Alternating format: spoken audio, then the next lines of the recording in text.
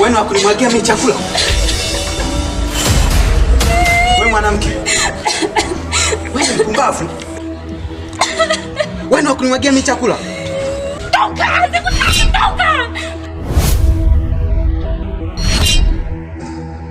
Uliniambia nini kuhusu hii chupi? Karibu.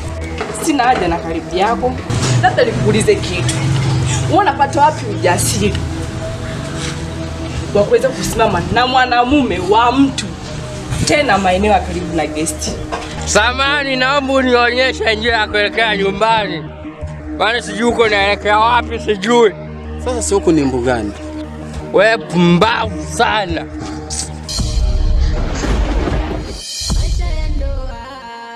Maisha ya ndoa, ya ndoa, ya ndoa.